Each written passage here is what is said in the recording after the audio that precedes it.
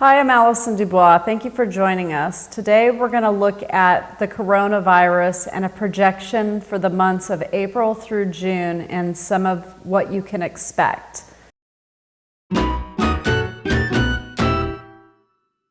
So Tom, take it away. No, take it away. Before we get into our future, I do want to bring up the past because we can't really know what the future is unless we do look at the past because it repeats itself. So I want to talk about a time when this country was going through, and the world actually, was going through a major crisis that was rather similar in setup, and it was 9/11. And so the first thing I want to represent is the signatures that represent our past and our future. They're actual signatures in astrology. And at that time, those signatures of our past and future were in Cancer and Capricorn. And those signs are representing our emotional and structural security. And they're there right now, so that's why I'm bringing that up. They're in the same place. It's Cancer and Capricorn. So we're mirroring 9/11. We're mirroring 9/11, and that's one symbol. The other symbol is we have a Saturn and Pluto aspect that's been going on, and in 9/11 we had a Saturn-Pluto aspect going on, which is the change in structure of our structural security and system. At the time, those two planets were in opposition. They were in opposition in Sagittarius and Gemini. Pluto, which rules transformation and death and rebirth, was in the sign of philosophy and religion. And at that time, 9/11 was created because of the opposition of our world versus another world. Their dogma. Right, yeah. The dogma. Mm-hmm. And Saturn was in Gemini, and therefore we had the planes fly into the Twin Towers. And this was 9/11. And it changed how we fly, how we travel, how we live in so many different ways. And we're at another apex in some future element of something similar, but it sets out differently. So in this time, we've had, in the last year and a half or so, 2 years, we've had structural changes within our governmental systems worldwide. A lot of challenges to the old, to what's to be new. And this has been going on for a while. But like I said in the last segment that we did, that Pisces has made such a strong influence right now, which rules this invisible element of a virus that is now worldwide.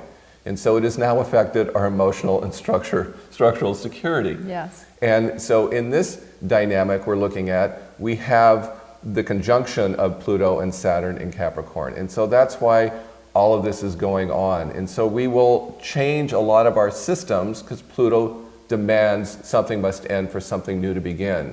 And so it will be our systems in many ways. Right now, we're all stuck in our houses. We can't move around. It's restriction, it's limited. That's what Capricorn means.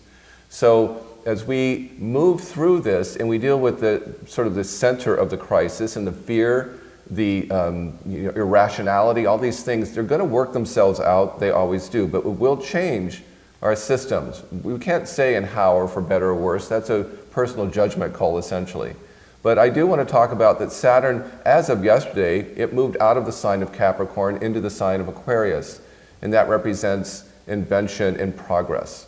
So we'll see the structural changes now start to move into progress and change and progress into finding new things that will help us, which is interesting because even yesterday when that was going on, the president talked about a new test that's going to be available at the end of the month that can probably give results in 45 minutes. So that's already the signatures on its way. Okay, so Saturn will be moving a little bit away from this, and a new planet that's been coming up to Pluto is now taking over, and that's the planet of Jupiter, which rules Sagittarius, religion, philosophy, societal norms, expectations, these things, and it's now going to go through a change at this time. And again, it rules travel, so all of a sudden our travel industry has been sort of collapsed again. Well, and because we had to put off some of our events, we took a look to see when Jupiter was going to leave Capricorn. Right.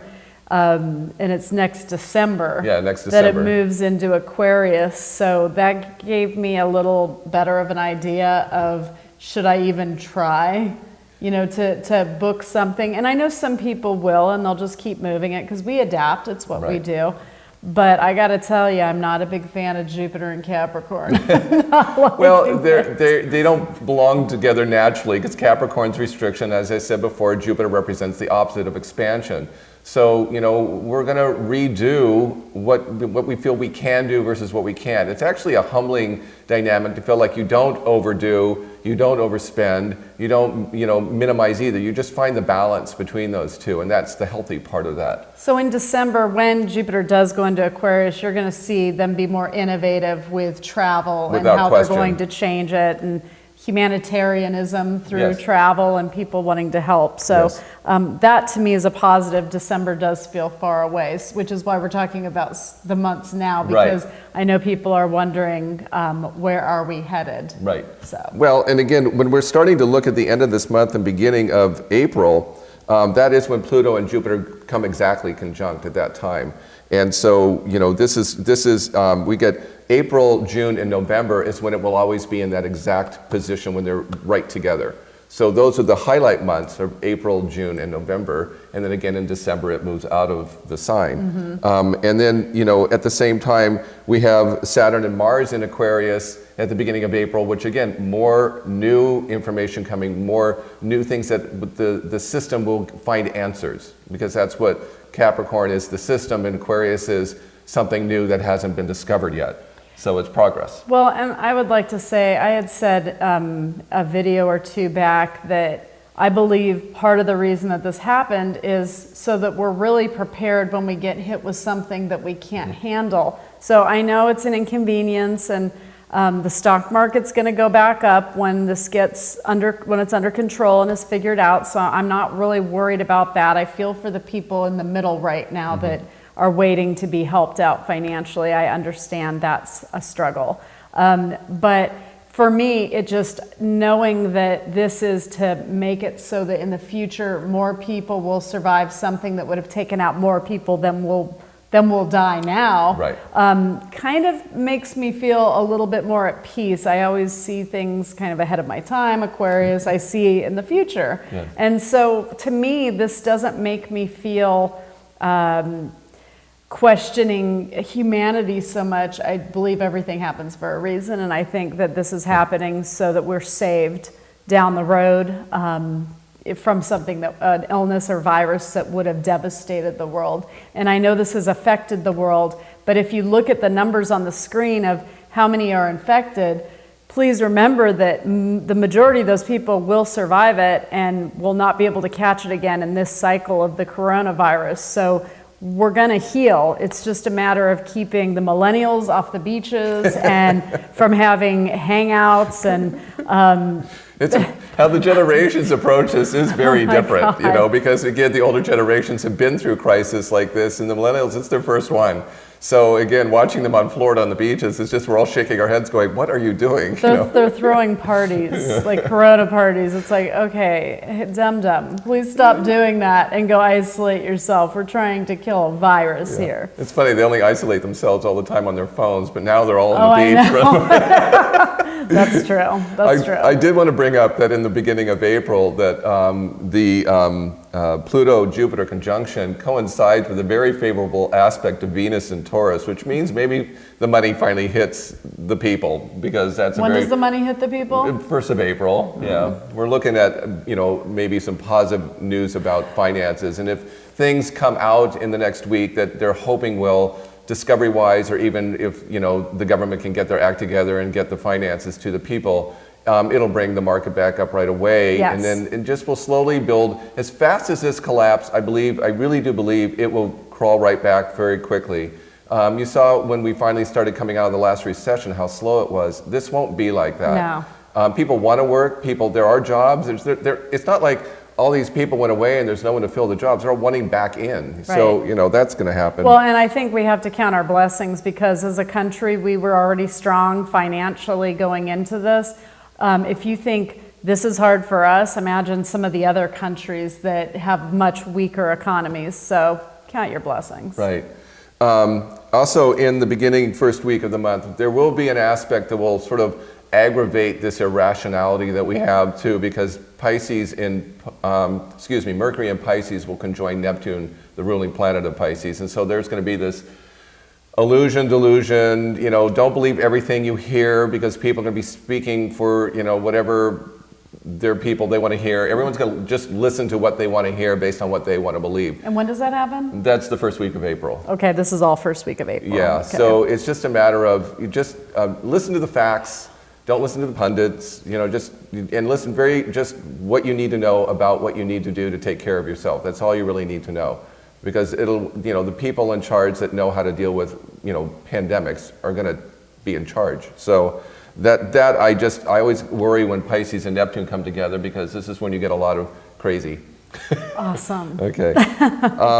And so I wanted to talk about May, because in May, I said about the signatures that represent our past and our future, as they have been in for the last 18 months in Cancer and Capricorn.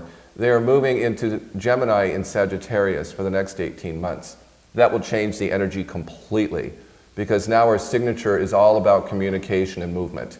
So when you go from security issues, structural and emotional, and you move into the mental and the knowledge, intellect, yeah. Oh, that's just going to blow up everything, and we're going to figure this out, and we're going to find a lot of new ways, especially when Jupiter goes into Aquarius for 2021. So a lot of innovation. A lot of innovation happening, but there's going to be a lot of communication and new ideas. So it's the time to keep an open mind. Yes. I was born with those signatures, and I'm a communicator.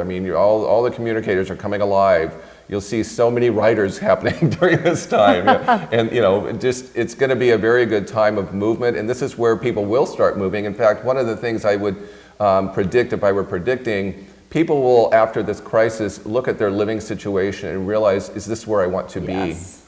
Yes. Yeah. Very introspective, and also what relationships are going to make it out of this. Yes. Because some relationships will not be strong enough to hold together, being locked in a house together most day and night, and especially with the children. Yeah. And then some people are going to come out of this so strong, they're like, if we can make it through that, we can do anything. And so again, you're going to see a lot of weddings and babies coming out of this. So with every hard struggle, something positive can be created from that. And I think if people focus on that and stay constructive, they're going to weather it fine. And you're going to come out and say, well, that wasn't fun, but we're okay. Human civilization's not getting erased.